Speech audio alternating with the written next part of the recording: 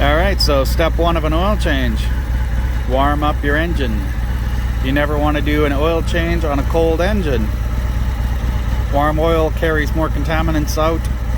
Cold oil just leaves it all behind in the bottom.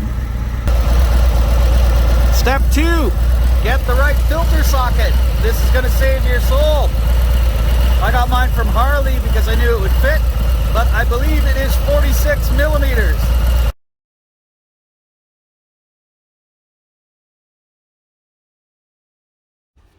Alright, so I had my engine fully heated.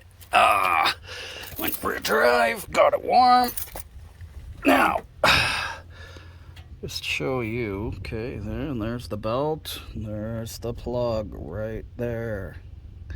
Okay, and it's at the back of the motor and transmission assembly. You'll find this drain plug right there. It is 5/8, and that's where your engine oil is coming out. Next is your primary if you want to drain that, and that is the bottom of that beautiful cover right there. You'll see another 5/8 bolt. That's going to drain the primary. So, drain the engine oil out. Next, oh, I did that already. So, I'm going to drain my oil from my filter here, change that out. I got the right socket.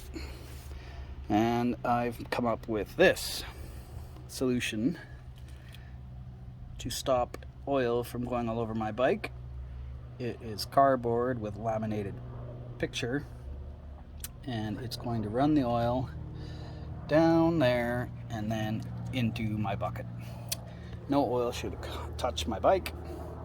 That way it'll be nothing to clean. Alright, we'll give it a shot. You can see I got it cracked. Oil's coming down. My laminated paper here, draining right in there.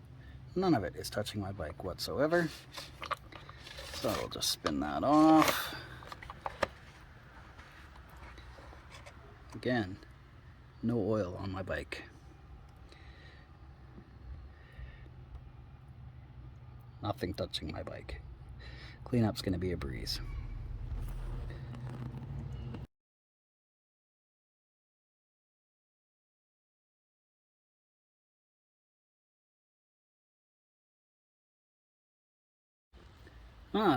Don't know if you can see it or not, but there is a tiny bit of oil, so I'll have to clean that up for sure. And I mean, if you're gonna do oil change yourself, you may as well use the best oil there is on the planet. I highly recommend this stuff, Amsoil, full synthetic. It's the stuff.